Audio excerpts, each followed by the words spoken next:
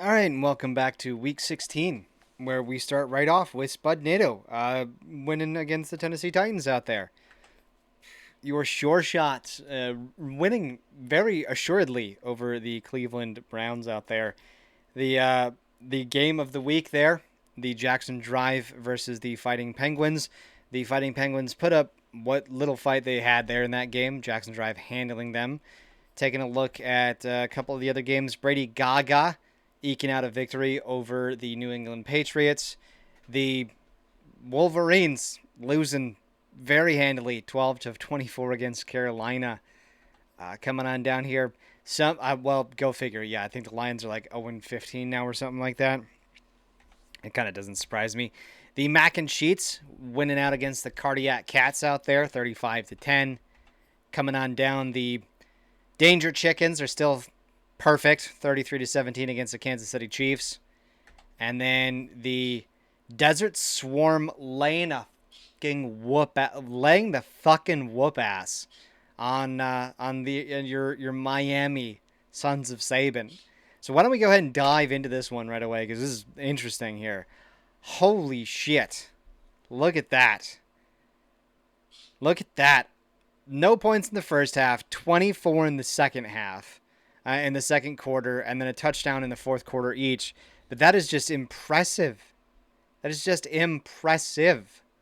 7, 10, 28, 14. The Desert Swarm scored in every single quarter.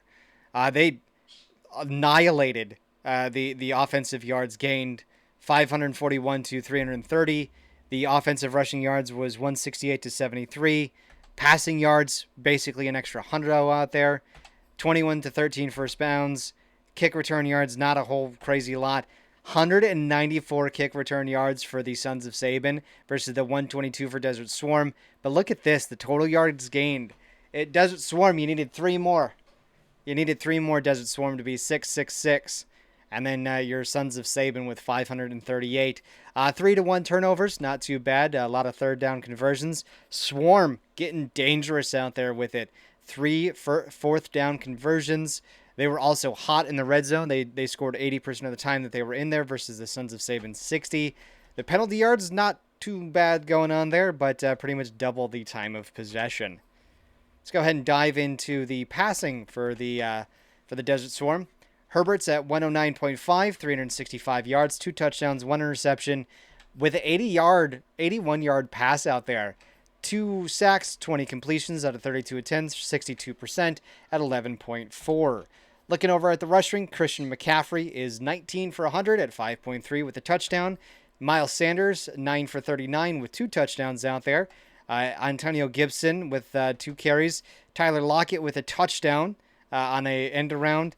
And then looks like Adam Prentice, the apprentice out there, scoring a touchdown off of a fullback handoff. That's not good to see. Christian McCaffrey with 3 receptions for 103 yards with a touchdown. His reception run after catch was 100 yards. And then run after catch average with there's that 81-yard pass. That's insane. Amari Cooper, 5 for 75. Antonio Gibson, 2 for 34. Dalton Schultz, 6 for 64. Lockett with 4 for 53. And then Prentice with 1 for 4. Getting the fullback in there, Desert Swarm. Getting the fullback in there. 5 kick returns for Gibson. 5 for 122 yards and with a 28-yard kick return average. Let's go ahead and head over to the Dolphins here because I'm kind of interested. CeeDee Lamb, 3 for 37. And then Noah, not even going to pronounce that because that's going to be a failure. 5 for 122. So the passing, Dak Prescott, 63.1% passer rating, 257, 2 touchdowns, 3 interceptions with 2 sacks, 22 completions for 38 attempts, 57% at 6.8. Out there, Nick Chubb, 11 for 45 with 2 touchdowns. Austin Eckler, 5 for 24. And Dak Prescott with a scramble. In the receiving, CeeDee Lamb, 7 for 75, doing the vast majority of the work. Jamar Chase, 5 for 74. Njoku, 4 for 35. McLaren, 3 for 30 with a touchdown. And then Austin Eckler, 2 for 28. And then Hunter Long, 1 for 25. Not doing so hot in that department, fellas. Not doing so hot. And then we had one more game here, the Jackson Drive versus the Penguino Supremo himself. Looks like Jackson Drive just with all the numbers, basically almost doubling there on the total offensive yards gained. Nothing going on for the not the Cardinals, I'm sorry, for the Arizona Fighting Penguins at 77 yards total. Offensive yards was 231 to 191. Couple extra first downs, some punt return yards, not much going on there. 478 to 339, no turnovers each. Drive with 7 third down conversions and to their 3. No 2-point conversion there for Penguino Supremo. Look at him go. Oh, that's right. Happened in the third quarter out there. 80 to 75% in the red zone. Four touchdowns in the red zone, as well as 2 for the Fighting Penguinos. Not too many penalty yards and fairly decent when you actually look at the stats out there. Let's go ahead and take a look, and let's start off with the Fighting Penguins. You got Kyler Murray, 94.6. That is a passer rating, 191 yards. No touchdowns, no interceptions with 3 sacks on the day. 16 for 23 at 69 and 8.3 yards per average.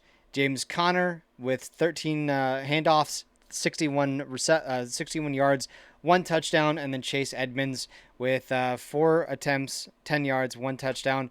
Murray with a bunch of scrambles, but he's only 6 for 4, so they were able to contain. Marquez Brown looks like he had an end around. Tyreek Hill, 6 for 81.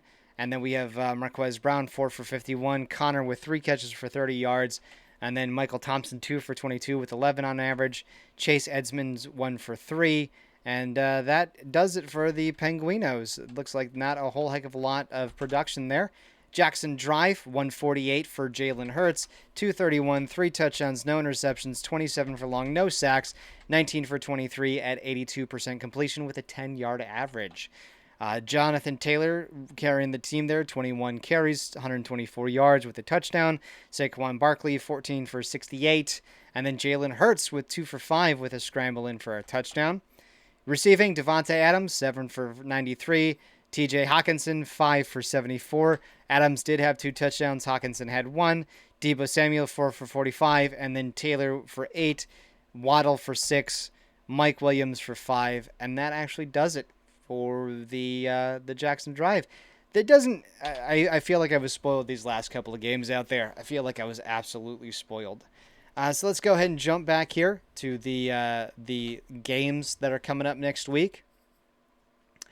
Taking a look here, we've got the Wolverines taking on the Jets. Should be a surefire win out there. Swarms taking on Carolina. Sons of Saban taking on the Titans.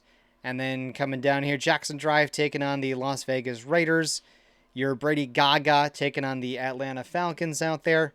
Your Fighting Penguins against the Dolphins. The Spudnados taking on Houston.